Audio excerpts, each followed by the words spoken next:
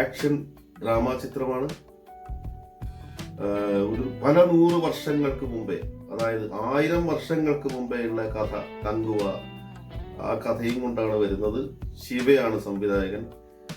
ഈ 1000 വർഷങ്ങൾക്ക് മുമ്പേ ഉള്ള ഒരു എപ്പിക്, ഒരു പീരീഡ് സ്റ്റോറിയാണെന്നുള്ളത് എൻ്റെ ഈ കോലം കാണുമ്പോൾ മനസ്സിലാവുന്നു വിചാരിക്കുന്നു.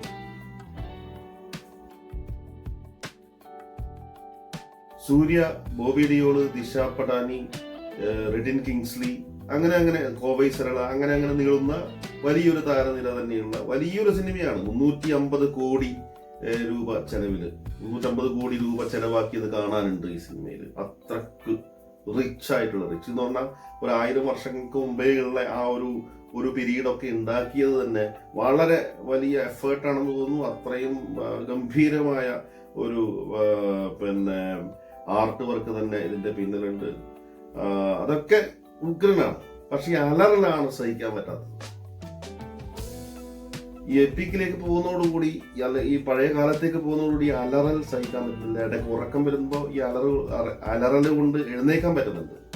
പക്ഷെ എന്നാലും അലറൽ, സൂര്യ, എനിക്ക് തോന്നുന്നു മറ്റേത് സിനിമയിനേക്കാളും ചെറിയ ഈ സിനിമയിൽ ഈ അലർച്ച ഒരു വലിയൊരു ഒരു ആയുധമാക്കി എടുത്തിട്ടുണ്ട്. ഒരു മികച്ച വിഷ്വൽ ട്രീറ്റ് ഈ സിനിമ തരുന്നുണ്ട്.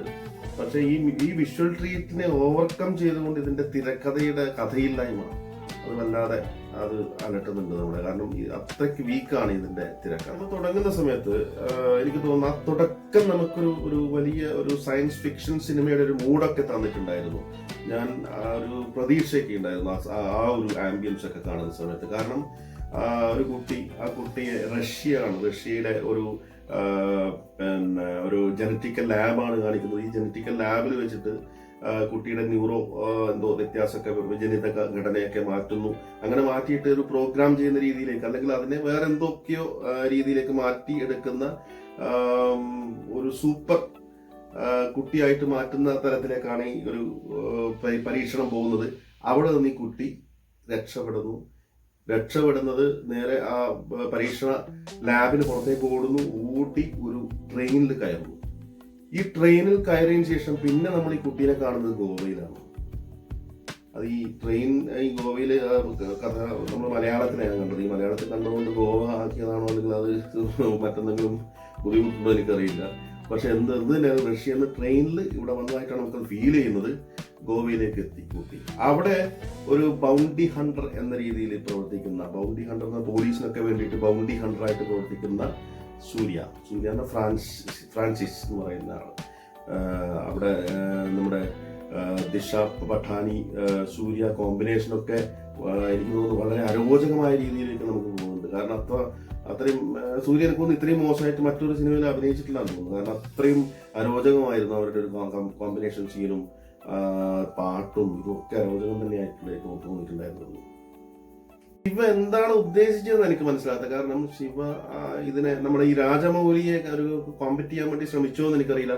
ഒരു 5 ദ്വീപുകളോ അങ്ങനെയൊക്കെ ആയിട്ട് പല കളറിലുള്ള പല പ്രദേശങ്ങൾ, ഈ പഴയ എപ്പിക് സ്റ്റോറി അങ്ങനെയാണ് അവിടെ ചെയ്തു വെച്ചിരിക്കുന്നത്. പല കളറുകളിലുള്ള പല ദ്വീപുകളാണ്. ഇതെനിക്ക് തോന്നുന്നു രാജമൗലി ബാഹുബലിയിലൊക്കെ ചെയ്തിട്ടുണ്ട്. അത്തരത്തിലുള്ള ചില ആംബിയൻസ് ഒക്കെ പാട്ടുരംഗങ്ങളുണ്ട്. വളരെ മനോഹരമായിരുന്നു, ക്ലാസ് ആയിരുന്നു. പക്ഷെ ഇവിടെ എനിക്ക് തോന്നുന്നു രാജമൗലിയുടെ ഒരു കോമ്പറ്റീഷൻ എന്നുള്ള രീതിയിലാണ് തോന്നുന്നു ശിവ ഇത്തരം ഒരു മഞ്ഞുള്ള ഒരു പ്രദേശം, പിന്നെ മുളക് പൊടി വാരി വതറിയ പോലെ ഒരു ചുവന്നൊരു പ്രദേശം വേറെ. അപ്പൊ അങ്ങനെ കുറെ സ്ഥലങ്ങളിലൂടെയൊക്കെയാണ് ഈ സിനിമ പോകുന്നത്. ഈ 5 ദ്വീപിലുള്ള പല വ്യത്യസ്തമായിട്ടുള്ള ഗോത്ര വർഗ്ഗക്കാരെയാണ് ഇതിനകത്തുള്ള എപ്പിക് ആ പീരീഡ്സിന് കാണിക്കുന്നത്. അപ്പൊ അതുപോലെ ഈ രാജമൗലി നമ്മുടെ അമ്പും വില്ലും തൊടുക്കുന്ന സമയത്ത് ഈ അമ്പിന്റെ മുകളിൽ ഒരു പാമ്പ് ഇരിക്കുന്നതൊക്കെ ഉണ്ടല്ലോ, അത്തരം ഒരു സീനും കൂടി ഇതിനകത്ത് ഉണ്ടെന്ന് തോന്നുന്നു. അപ്പൊ അങ്ങനെ ഒരു കോമ്പറ്റീഷൻ ഉണ്ടായിട്ടുണ്ടെന്ന് എനിക്ക് തോന്നുന്നു രാജമൗലിയുമായിട്ട്. അത് പക്ഷെ അത് ഏറ്റിട്ടില്ല അത്. പിന്നെ അതുപോലെ ഇതിന്റെ എഡിറ്റിംഗ് എന്ന് പറഞ്ഞാൽ ഗംഭീരമായിരുന്നു. നമുക്കൊന്നും പറയാനില്ല. നമ്മുടെ മലയാളിയാണ് എന്നുള്ളത് കൊണ്ട് പറയുന്നതല്ല, വളരെ ഗംഭീരമായിരുന്നു എഡിറ്റർ. കാരണം അത്തരത്തിലൊരു സിനിമ ഒരു എഡിറ്റിംഗ് എന്ന് പറയുന്നത് വളരെ മികച്ച രീതിയിൽ ചെയ്തിട്ടുണ്ട്. നമ്മളെ തല്ലുമാല ചെയ്ത നിഷാദ് യൂസഫ്, നമ്മളോട് ഈ അടുത്ത് വിട പറഞ്ഞ നിഷാദ് യൂസഫാണ് ഇതിന്റെ എഡിറ്റർ. അത് വളരെ ഗംഭീരമായിട്ട് ചെയ്തിട്ടുണ്ട്. അപ്പോൾ സിനിമ ഇങ്ങനെ കണ്ടു, ഒരു 2-2.5 മണിക്കൂർ സിനിമ ഇങ്ങനെ കണ്ടു, ഇങ്ങനെ ഇരുന്നു. കുറേ അലർച്ചകള്, പുരൾച്ചകള്, ഇങ്ങനെയൊക്കെയുള്ള കുറേ ഒരു ആംബിയൻസിലൂടെയാണ് പോകുന്നത്.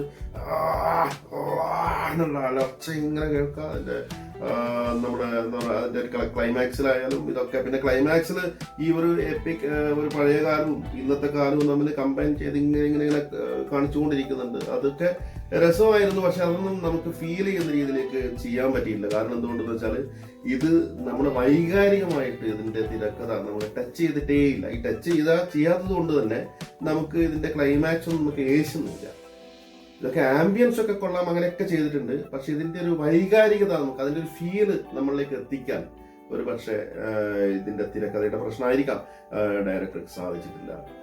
ഇത് തന്നെയായാലും ഇതിന്റെ ഞാൻ കണ്ടത് ഇതിന്റെ 2D വേർഷനാണ്, 3D അല്ല. ഇത് 3D എങ്ങനെയുണ്ടെന്ന് അറിയില്ല, ഇത് നിങ്ങൾ കണ്ടു നോക്കണം. എന്തായാലും എല്ലാവരും ഒന്ന് എക്സ്പീരിയൻസ് ചെയ്ത് നോക്ക്. ഓക്കെ.